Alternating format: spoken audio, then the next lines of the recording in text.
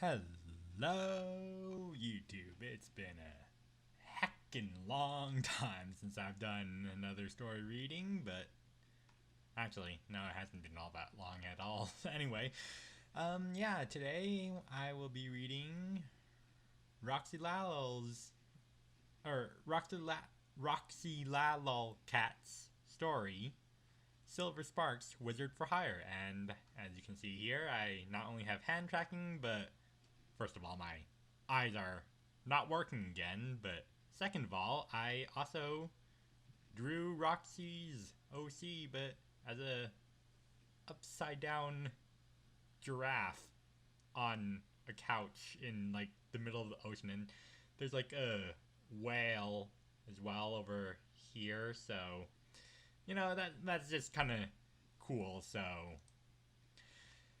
yeah, anyway. I like watching my hand tracking work. Anyway, yeah. Silver Sparks, Wizard for Hire. Silver Sparks, Wizard. Lost things found, broken things fixed. Various other spells, just ask. No love potions or turning lead into gold? Yes, I do birthday parties. A collection of short stories about a unicorn on Earth and her friends. Inspired by the Dresden Files and Admiral Biscuits, not a contest. Updates occasionally, and it looks like the most recent update was relatively recent, a little bit over a month ago now. Anyway, here is chapter 1, A Day in the Life of Silver Sparks. I followed my... Oh, it's tracking that, okay. I followed my client through his front door and saw the remains of a fancy and expensive looking ceramic vase spread throughout the hallway. So, can you fix it? He was a human boy by the name of Danny, maybe 11 years old, and he was chewing on his fingernails as he asked the question. Almost certainly. Just to be sure, though, was a poltergeist, demon, or other malevolent entity trapped inside it? If the vase had been used in a binding spell, we could have had bigger issues than a kid getting grounded for breaking something.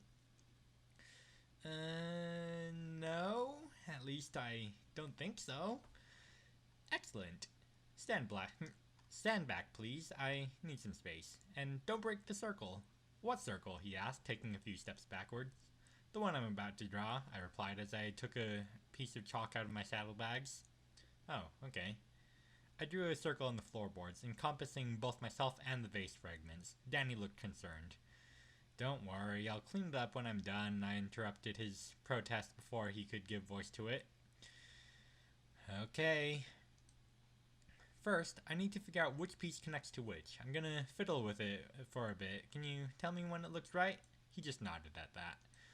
Normally, telekinesis is really easy to do, not really requiring any sort of focusing element, even in Earth's low magic environment. However, manipulating this many tiny objects, and not all in the same way, required a bit more effort. The circle helped by keeping out random flickers of background energy, but I also wanted a verbal component. The Norse words... I'm gonna completely screw this up, but actually, hold on. Let me just, pull it up on here. Let's see. Detect language. No, I want to select Norse, Norwegian. Let's type this in. H-E-F-J-A. Hefja. Hefja. Hefja vinda. Hefja vinda. Over and over. I lifted the pieces. Wait. Meaning lift and turn. Why Norse? I thought it was cool. Humans seem to expect magic words anyway, for some reason. I lit my horn, the violet glow engulfing the shattered vase and reflecting off Danny's wide-eyed stare, murmuring Hefja vinda over and over. I lifted the pieces into the air, moving them around and fitting them together until Danny nodded at me again. Oh, okay. Effing, I shouted, also assuming that's the pronunciation, invoking the Norse word for repair as I channeled more magic through my horn. There was a bright flash of purple, and when it faded, the vase was hovering in my aura, whole once more. That was so cool, Danny cheered, holding out a fist. I put the vase down before I gave him a hoof bump. Then I looked at him expectantly. He looked confused for a moment, then shook his head and asked, "Oh, right, how much do I owe you?" 20 bits. Bits of what? Whoops, I'm not in Equestria anymore. What did they call money here again? Pounds? Pesos? No, wait, I'm in Australia. Sorry, I meant dollars. $20. The kid's jaw dropped at that, and I had to stifle a smirk. I guess that's a lot of money to someone his age. Oh, just wait here a minute. He scurried off, and I cleaned up the chalk while I waited for him to return. I hoped he didn't take too long. I had another job that afternoon.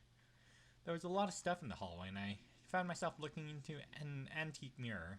Sky blue coat, bright violet eyes, long black mane with silver tips. That's me, Silver Sparks, wizard for hire. Eventually, Danny returned with a pile of coins that'll probably add up to around $10 and looked at me hopefully. Sorry, miss, it's all I got. Stupid, adorable human children. I took a moment to mull it over. Mostly so he didn't think I was a complete pushover when he opened his mouth again. My mom made me a fresh batch of cookies this morning. You can have some of those too, if you want. What kind of cookies? Peanut butter choc chip, he replied with a grin. My mom bakes the best ones in the whole world. Ooh, my favorite. It's a deal. He dashed into the kitchen and I followed. He took a large plastic container out of a cupboard and opened it, revealing a couple dozen cookies inside. I grabbed one with my magic and took a bite. Oh, sweet son above, that's so good! Uh-huh, you can take a few more if you want. Oh, thank you. I pulled a clean handkerchief out of my saddlebags and wrapped a couple more cookies in it before putting them away for later. Anyway, I should go. It would probably be a bit awkward if your mother came back and I was still here. Oh, right. See ya, miss. Thanks for the help. No worries. Thanks for the business. Outside, it was a beautiful day in Melbourne. The sun was shining, the birds were singing, and there was a nice breeze blowing through my mane. It's a shame I was too busy galloping down Riversdale Road and dodging humans to enjoy it. I hate being late. I got more stares than usual as I hurried along, but I ignored them. Most immigrants from Equestria stayed in England near the portal at Stonehenge, one of Earth's major ley lines. I ended up in Melbourne because London was too cold. Plus, Australia has a major ley line too, under a gigantic red rock named Uluru, I think? The other option was Chile, with its ley line under Easter Island, but I'd elected to learn English and a bit of Old Norse instead of Spanish, so living there would have been a bit difficult. Anyway, after a few minutes of alternatively galloping down the footpath and waiting at traffic lights, I arrived home. It was a big house, and the front door had a nameplate on it that read Silver Sparks, Wizard, with a picture of my cutie mark, an 8-pointed star within a circle. Technically, I'm a magus, but the word wizard seemed to resonate better with humans. The front room of the house serves as my office, with a book-covered desk in the middle, posters of the ley line landmarks on the walls between overflowing bookshelves, and my teleportation circle in the corner. The door to the living room opened, and my my housemate, Elsie, walked in. She's pretty big, even by human standards. My head only comes up to her thighs, whereas I'm about waist high on an average human. Hey, little pony, don't you have a party to get to? She asked, reaching down to scratch my ears. Hey, big girl, I do, but I need to use that map on your computer first, I replied as I ducked her hand. Ear scratches were nice sometimes, but I was in a hurry. Oh, you're gonna teleport there? I could drive you if you want. Thanks, but I'm already behind schedule, and this will be faster. I'd appreciate it if you picked me up afterwards, though. Sure thing, Sparky. What's the address?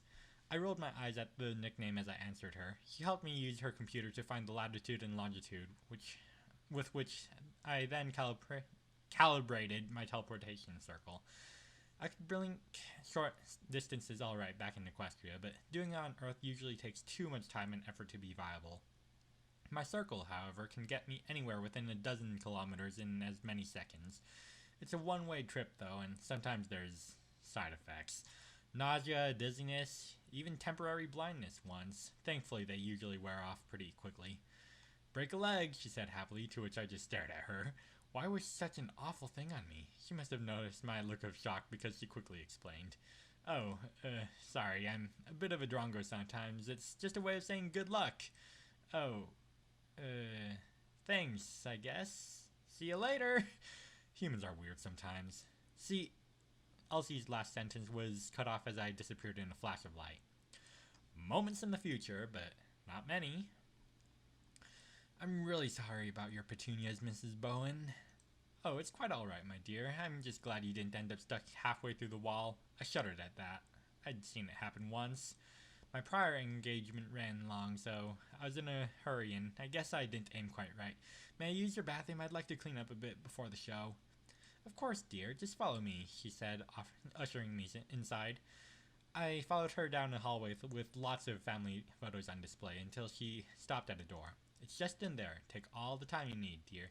I just got a message that the Smith twins are going to be late. Thank you. I shan't be too long. She walked off back down the hall and I went into the bathroom. After cleaning the dirt and crushed flowers off my hooves and muzzle, I ate one of the cookies I got from Danny. I didn't like performing on an empty stomach. Then I put on my robe and wizard hat. Showtime! Back outside, a bunch of children had gathered. They were mostly talking to one another and hadn't noticed me. Yet. I took my saddlebags off, then got their attention with an illusionary firework that spelled out Happy Birthday in bright purple fire and announced myself. Fillies and gentlecolts, boys and girls, I am the spectacular Silver Sparks and I'll be your entertainment this afternoon. That got a chorus of excited oohs from the crowd. If you'll just give me one moment to get ready. I opened one of my saddlebags and started pulling out a bunch of random things that I'd packed the night before. Books, cutlery, cushions, a few cardboard boxes, and even a pair of Elsie's old shoes were lifted out in my aura and dumped in a pile. A pile that had quickly grown far larger than should have been able to fit. The children looked bewildered at that. Then one started laughing as I pulled out the final object, a beanbag chair. Bother, I said as I sat down. There should have been a rabbit in there. That got the rest of the kids laughing. I waited for them to quiet down before speaking again. I don't suppose anyone wants to help me look? I will, one of the girls shouted. Excellent, just put your head in, please. I held the bag up and she put her head in. Then I winked at the audience and pulled the bag down. It stretched out a little as she vanished inside it. And then it was sitting on the lawn, looking perfectly normal again. There was a gasp from the audience and a muffled scream from inside the bag. Are you alright in there? I asked. Yeah, it's bigger on the inside. Any sign of Mr. Fluffy Butt? A few giggles from the crowd filled the moment's pause before her reply. Nope. Ah, well, I must have left him at home. Silly me. Do you need help getting out? Maybe. I reached a hoof in and helped her climb out. Thanks. Sorry I couldn't find your bunny. It's alright. Thank you for looking. As she went to sit back down, I pretended to be lost in thought for a moment, but really I was preparing my next spell. Oh, now I remember, I shouted as I pulled my hat off. He's in here. A rabbit jumped out of the hat and took off running around the lawn. A few of the kids tried to catch it, but had they been quick enough to touch it, their hands would have passed right through the illusion. After a couple of laps, I made a show of grabbing the bunny in my telekinesis and putting it in one of my bags. Give it up for Sir Fluffy Butt, I shouted, and the children started laughing again. Excellent.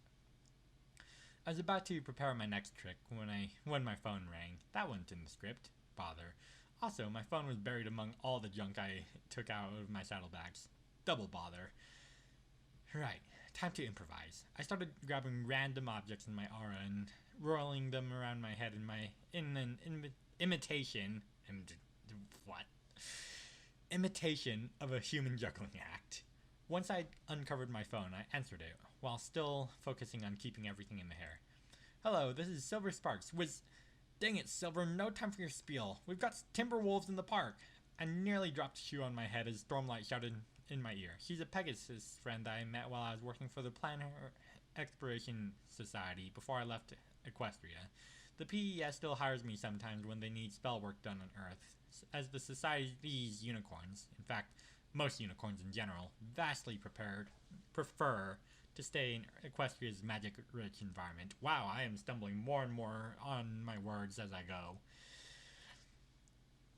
Okay, that's worrying. I had hoped the Manticore last month was a fluke. Guess not. You need the cords? Oh, I'm actually in the middle of a show right now. Speaking of which, I needed to fancy up my jungling. Some of the kids were starting to look bored. I lifted the beanbag into the air and set everything else orbiting around it. No worries, I'll come pick you up. Where are you? Jersey Street, near Balwern Park? I don't suppose that's where the Timberwolves are? I tried not to sound too hopeful. When Stormlight offered to pick me up, she meant it literally. Nope, she exclaimed, all too excitedly. I groaned. Alright, try to make a flashy entrance. I'm going to have to cut this girl's party short. You got it, Silver. See you in a few. I put the things I was juggling down, and my ears went down with them as I addressed the crowd of confused children. Sorry, kids, I'm gonna have to cut the show a bit short. There's an emergency. If you want to stick around a bit longer, though, you'll get to see a real live Pegasus. Thank you for being such a wonderful audience. Turning to Mrs. Bowen, I apologized. I'm really sorry that I had to leave, but people's lives could be at stake. Oh my, I didn't realize it was that serious. Well, I could hardly hold it against you then. Take care. Thanks for understanding. I silently thanked Harmony that she was a nice lady. Some of my other clients would have thrown a fit if I had to cut a show short. I sent Elsie a text message to tell her that my plans had changed, then started packing most of my things away, including my magician's outfit. Instead, I put on the sapphire earrings and a pair of silver bangles, one set with a large ruby which went on my front left fetlock and the other studded with small diamonds for my front right. My jewelry got the attention of some of the girls, but I didn't have time to talk to them as I spotted a certain distant yellow speck in the sky. I shot up a bright purple flare which earned a few excited squeals from the children. The yellow speck soon resolved itself into the shape of a Pegasus pony with an electric blue mane and tail. Stormlight dived down in a tight corkscrew before breaking into a sequence of loop-de-loops right above the crowd of excited children. As she came out of the last loops, her hooves wrapped around my barrel. I screwed my eyes shut and muffled a squeak of terror as I was lifted into the air. Gotcha! Come on, Silver, open your eyes. How often does a ground pounder like you get a view like this? Ideally, never. Spoil sport. Hey, if I was never meant to fly, Harmony would have made me... Wait, no. Hey, if I were meant to fly, Harmony would have made me a Pegasus. Once again, minutes into the future, but not many. You really should open your eyes now, Silver. We're nearly there. I did so, trying not to shriek at seeing the ground a few dozen meters below my dangling hooves. We soared over some treetops and into the park itself. There, we saw 3 Timberwolves surrounding a young woman who was desperately trying to fend them off with a guitar case. Bother. Stormlight swooped down, and I hit the ground at a canter, relieved to have something solid beneath my hooves once more. I wanted to stop and kiss and maybe nibble on the grass, but there was no time for that. I ditched my saddlebags as my friend soared back up into the sky.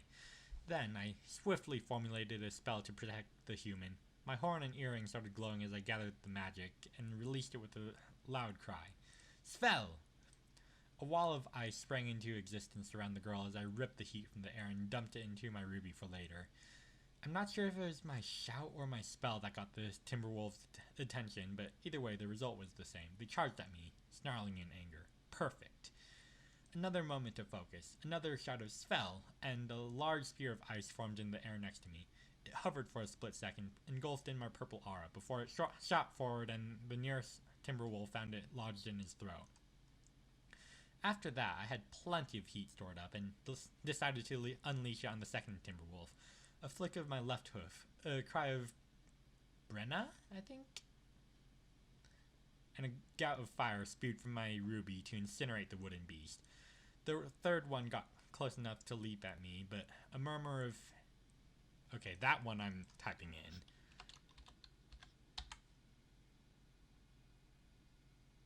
in. Liff had it bouncing off a shield spell as my diamonds flashed. It sat on the ground with a confused look on its face, momentarily stunned by the impact. An easy target, but not for me. The sky lit up as Stormlight plummeted downwards, lightning trailing in her wake. Her forehead slammed into the Timberwolf's head with a thunderous crack as it exploded, sending a storm of smoldering splinters scattering off my shield. I stood still for a moment as the adrenaline wore off, then collapsed on the grass and took a small bite. Blank. I always forget how much worse the grass tastes on Earth compared to back home. Hey, would you little cuties mind getting out of here? I shot a confused look at Stormlight, who just rolled her eyes and pointed at the human face peeking over the top of the ice wall. Oh, right, duh. I got up and walked over, calling out as I did so. Sure can, miss. You should probably stand back, though. I lifted my hoof and carefully released more fire from my ruby at the wall, causing a decent chunk of it to collapse into half-melted slush. She stepped over it and grinned as we came face to face. Well, face to waist. Humans are tall. Oh wow, I really like your mane. Thanks, I like yours too. That wasn't just a pleasantry. Her hair was a similar color to mine, but with bright blue and pink streaks instead of silver tips. No, I should be thanking you. You totally saved my bacon. I'm Mia, BT Dubs. She held out a hand and I let her shake my hoof. Pleasure to meet you, Miss Mia. I'm Silver Sparks and my friend over there is Stormlight. Sup, Stormlight said as she lifted a hoof and waved. Ooh, a Pegasus. That trick with the lightning was totally badass. I know, right?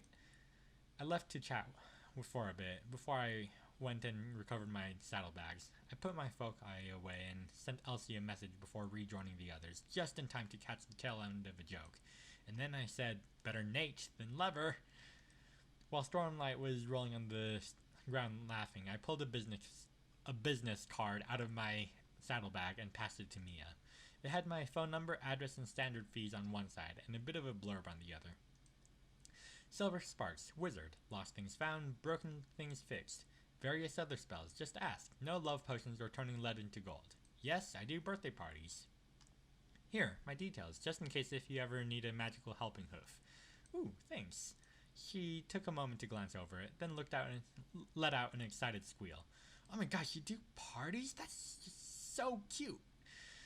Also, I gotta run. Gotta upload that video I took of you little ponies beating the snot out of those big mean wooden thingies to my YouTube channel. It's gonna go viral. I just know it. Later, cuties. Thanks again for the rescue. Stormlight and I just glanced at each other in confusion while Mia skipped away through the park.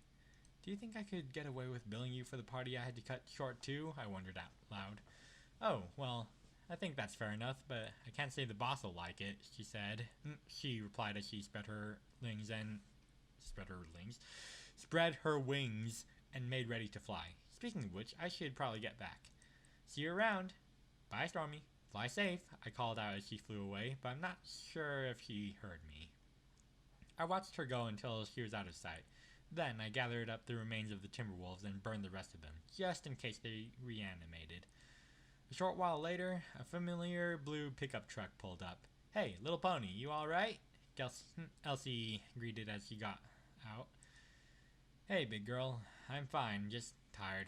Thanks so much for coming to get me.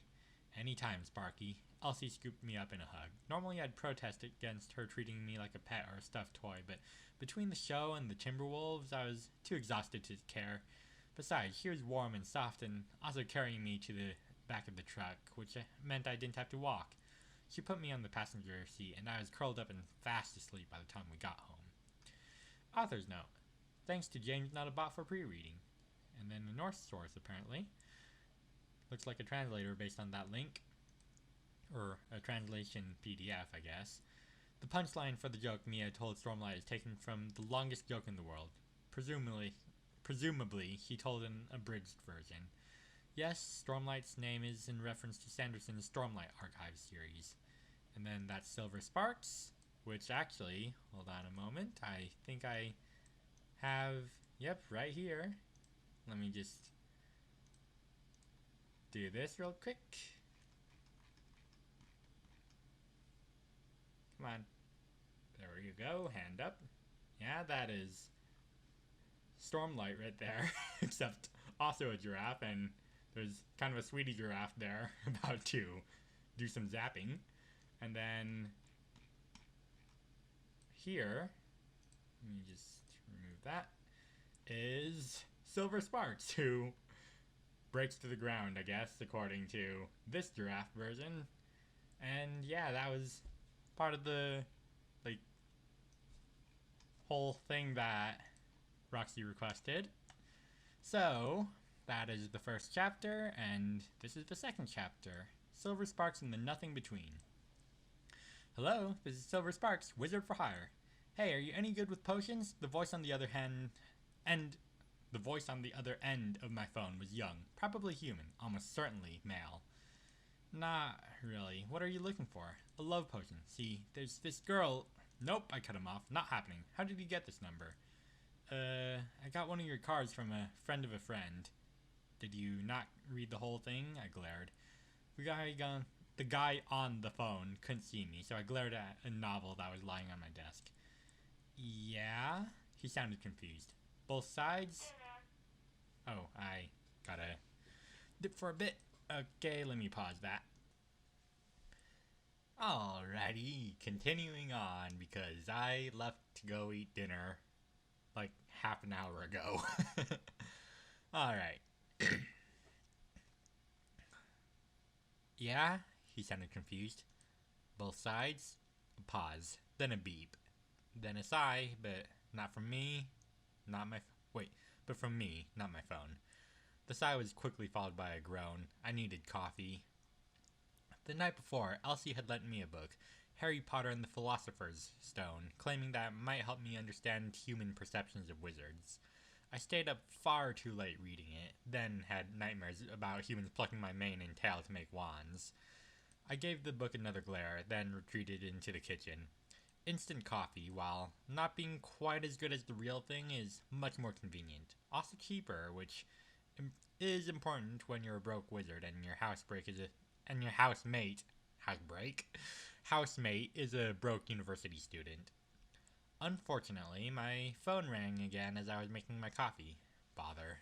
Better not keep a potential client waiting. Excuse me. Hello, this is Sil. Yeah, I know who you are. The same voice from earlier cut me off. Listen, it doesn't have to be a love potion. How about mind control? That's illegal. The Grey Tower nearly took my horn when I was a filly. I'm not giving them another excuse. Huh? Grey Tower? To put it really, really simply, wizard police. A vast oversimplification, but good enough considering my caffeine-deprived state. Silence. Beep. Slurp. Then a sigh, but this one was of satisfaction. My coffee was delicious. What's illegal? Elsie was looking at me over a huge bowl of Cocoa Pops. She'd waited for me to finish my drink. Harmony, bless her. Mind control. Oh, she frowned. I don't think we actually have laws against that yet. You should, I said as I went back to my office. My phone rang again as I was about to get back to Harry Potter, and I eyed it warily for a moment before answering. I didn't even get a chance to say anything before the guy started talking. Hey, me again. Are you sure you won't make a love I hung up on him this time. The next time the phone rang, I decided that I had enough. For the last time, I am not going to make a bucking love potion. If you ask again, I shall cast a hex through this phone that will melt your teeth, tie your bones in knots, and then hurl you through the nothing between and leave you stranded in a desolate wasteland. Teeth melting was theoretically doable. Not that I actually would. Certainly not through a phone. Bone knotting was right out. Banishing him to another plane I could probably do with enough preparation, but the Planner Exploration Society would never allow it, and Director Dawn might even make Stormlight drag me back to Equestria for trying. Speaking of Stormlight, I thought I could hear her laughing for some reason. Oh. Maybe I should have held my tongue until I knew who was calling. Somebody's having a rough morning, aren't they? She burst into another fit of giggles. Yeah, I kept getting called by this creep who wouldn't take no for an answer. Anyway, what can I do for you? Well, old Mr. Sweep picked up another rift, only this one's staying open. Nothing has come through it yet, but hey, stay away from that. Attracting from attention. Think you can close it? I can certainly try. Where is it? Camberwell Station, west end of the platform 3. Oh, that's really close. I can walk there. But that's a relief, huh? I could hear the smirk in her voice. See you in a few. Yeah, see you soon. After putting my phone away, I checked the contents of my saddlebags, then tossed in a small jar of acorns. I grabbed a small, extra I grabbed an extra stick of chalk, too, just in case, and after a moment's hesitation, a small black box. Better to have it and not need it than to need it and not have it. I put my saddlebags on, shouted goodbye to Elsie, scribbled out for business, back soon, hopefully, on a sticky note, and put it on my door. Then I set off. A few minutes later, I arrived at the station, and sure enough, there was a tear in reality near the end of the platform. At first glance, it looked like the portal at Stonehenge, dull gray in the middle with a rainbow light around the edges. However, the edges were frayed and wobbling slightly. It was roughly circular and just over a meter in diameter. Stormlight was standing in front of it, along with a pale brown Pegasus stallion that I didn't recognize. I walked over to her and started talking before I could even say hello. I want to go through. My brother might be out there. Of course she did. The reason Stormlight joined the PES was because of her brother. Stormrage vanished into a rift like this when they were just foals. The odds of him being on the other side of this one, or even still alive, were incredibly low. Still, I knew that wouldn't stop her. At least she'd waited for me. Stormy, we have no idea what's on the other side. There might not even be any air. So, you can scope it out, right? Like Astral Step does? She was referring to my mentor back in Equestria. I am stumbling over words even harder now than I was before. He could create some sort of magical duplicate of himself, which he could move separately from his physical body and see, hear, and feel what it could. He never offered to teach me, and I never asked. It was his special talent, not mine. If he'd offered, that would have been one thing, but even thinking about asking him felt weird. Come on, Silver. Surely you can think of something. You're like the smartest unicorn I know.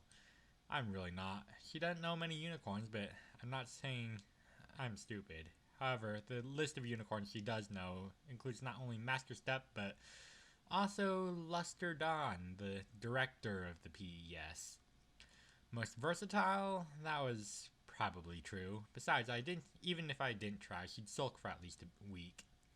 Fine, but I'm charging you double, triple if anything tries to eat me. Done. We bumped hooves. The stallion cleared his throat and raised an eyebrow. Oh, please, she's only joking.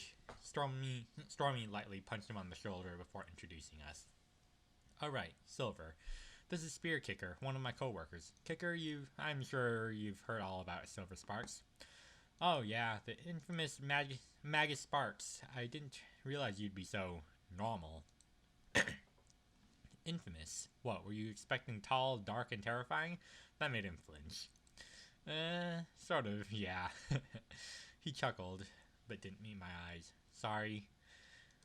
Don't listen to the rumors. Listen to Stormlight, and remember that she likes to exaggerate sometimes. Stormlight pouted at that, but decided to change the subject instead of denying it. So, Silver, how are you gonna scout it out? I didn't answer her straight away. Instead, I poked around my saddlebags for a moment, pretending to think. Then I pulled out an acorn. With this. Huh? Spear Kicker looked baffled. Stormlight grinned at him. Oh, this ought to be good. I stepped closer to the rift and retrieved some chalk from my bag to draw a circle on the ground. Part of the rift was above the inside of the circle. It was right there after all, so it made more sense to use that than to poke another hole into reality. Putting the acorn in the center of the circle, I reached out to the rift with my magic and pulled forth a small trickle of nothing. Nothing is the stuff between worlds, and the base material for most conjuration spells. Lady Luna calls it ectoplasm, and Director Dawn calls it aether, but Master Step calls it nothing, and so I do too. I wrapped the acorn in nothing, focused my magic, and uttered a name. Ratatosker? I am gonna copy that and put it into here. Ratatosker. I'm not sure if that's the correct pronunciation or not because Google Translate has detected Indonesian. There was a flash of violet light, and then a squirrel was sitting in front of me. Spear Kicker's mouth dropped open, Stormlight burst out laughing, and an old lady muttered something about witchcraft. I picked up the squirrel with telekinesis, gave it some mental instructions, and pushed it through the tear in the universe. Now what? Spear Kicker asked. Now we wait. 2 minutes later, the squirrel came back through the rift. Well, it survived, that's a good sign. I grabbed it in my aura and gleaned what I could from its mind. Or at least what passed for its mind. It was only a conjuration, after all. The information came across as flashes of feelings, sensations, colors. Warmth, green, damp air, earthy scents, birdsong, dim light, purple, the faint smell of blood. I think the other end is in some kind of rainforest. I can't tell if there's any magic there, though, I said as I dismissed the spell holding the squirrel together. It dissolved into a rainbow mist that faded into the air, drawing a few oohs from the surrounding humans. That could be a problem. I still want to check it out, though. Got any rope? Stormlight's response drew a gasp from the spear kicker, and he sputtered for a moment before speaking. Please tell me you're not thinking what I think you're thinking. I'm going to go through, take a quick peek around, and come back in 30 seconds, tops. If I'm not, you two pull me back. If it closes behind me, Silver, you'll be able to open again, right? I nodded slowly. It'd probably be only for a few moments, but it should be long enough for her to get back to Earth. I dug through my saddlebags, retrieved a coil of rope, and tied it around her middle, under her wings. I levitated the other end over to Spear Kicker, who bit down on it, and I held part of it with my aura. Spear Kicker gulped, and Stormlight smirked at him. Don't worry, I've done this before. You've gone through a wild rift before? Even talking around the rope, he managed to sound incredulous. I don't blame him. Oh, when you put it that way, no. She shrugged, stepped through, and vanished. Spear Kicker's jaw dropped once again, and the rope fell out. I sighed. 5 seconds passed. Then 10. Then 20. Then, at 24, the rift snapped shut. Buck! There were a few gasps from the onlookers and a rapid string of curses from Spear Kicker. He turned to me, his eyes wide, just like mine. Please tell me you can get her back. Please, please, please. Sensor Sweep will have my head if he finds out I let her pull a stunt like this. Not with you babbling at me like that, I can't. Give me some space. Excuse me for the coughing. For some reason, I have a tendency to, get a lot of, mucus in my throat after I eat, and I have to clear my throat for a while. He took a few steps back, and I took a deep breath, try to stop myself from panicking. I stepped back into the chalk circle and lit my horn, probing for what I could only describe as a tiny scar in the fabric of reality. I was hoping to find some remnant of the rift, for without it I had no chance of rescuing my best friend. I found it. Now I just had to open it. I gathered my magic as much as I could and forced it through the scar with a yell. And once again, I'm gonna put that into something that might have a better chance of pronouncing it than I do. Bifrost. Okay. The violet light of my magic flickered with rainbows for a brief moment, then went out. Spear Kicker let out a few more curses, and there were a few more gasps from the crowd as well. Time for Plan B. It's okay, I told everyone, fervently hoping that was true. Just stand a bit further back and don't panic. Please don't panic. I searched my saddlebag and pulled out my little black box and took a deep breath before opening it. Inside were 13 shards of silver. I levitated the shards out, fitting them together into a blade as I floated the box over to Spear Kicker. Don't lose this. He gave me a horrified look and sputtered something, but I ignored him. Wait. No, that's not a groan. That is a word. Harim. Okay. Frost coated the sword as I spoke its name and poured not just my magic into it, but a little piece of my soul as well. It was a dangerous and powerful spell, and one of the few necromantic arts that went outright forbidden. It took me a moment to find the last trace of the rift, as it was fading fast. I carefully slid the tip of my sword into it, then slashed down, cutting a hole in the universe. I lost track of everything but colors for a few moments after that. Purple light from my horn, flaring into rainbows as the portal opened. The empty gray, seeming to stretch for eternity, as I wondered if I'd ever see Stormlight again. Then, a familiar combination of yellow and blue, as she flew out the portal and right into me. The impact broke my concentration, causing the portal to vanish and Harim, if I remember correctly, to fall to the ground in pieces. But that was okay. I didn't need them anymore. The humans cheered as Stormlight Fade landed on top of me. She was shaking. I could hear her breathing, shallow and rapid, and feel her heartbeat, fast and strong. I raised a hoof and awkwardly stroked her mane. Stormlight, Stormy, hey, it's okay. I got you. You're safe. You're here. You're safe. Yeah, thanks, Silver. I knew you'd be able to do it. It's why I wanted you here. She got off me, and I stood up and pressed my side against hers. She was still shaking a little. Hey, Silver, are you okay? You're really cold. Oh. Stormlight's voice trailed off as she noticed the silver shards lying on the ground. Among them was a small branch with purple leaves, which definitely hadn't been there before. I gathered up the fragments of my sword and relieved Spear Kicker of the box, then stuffed them all into my bags. I'll be fine. You're insane. Both of you. I guess the rumors were true after all. Spear Kicker's wings flared and he stomped his wolves. His hooves, not his wolves. I just ignored him, but Stormy flared her own wings and got in his face. Shut it, Kicker. Silver's twice the mayor you'll ever be. Twice the mage, too. Come on, Sparky, let's get you home. My shift's pretty much over, and it'll be nice to see Elsie again. Spear Kicker just stood there, a puzzled frown on his face. Stormy grabbed the bench and put it in my saddle. Oh. Stormy grabbed the branch, not the bench, and put it in my saddlebags, then flung some of my business cards into the dispersing crowd. Silver Sparks, wizard for hire, everybody. As we turned to leave, I heard Spear Kicker say something, more to himself than anyone else. I'm a stallion, a Pegasus stallion. He sounded absolutely baffled. And then author's note. Didn't quite get this out by the end of the year. Wrote a bit about what's published, then decided to work it out as 2 separate chapters. And yeah. Anyway, that's that story finished, and thanks for watching. I'm gonna go continue lightly coughing in the background. And yeah, until next time, I'm out. Wait. Before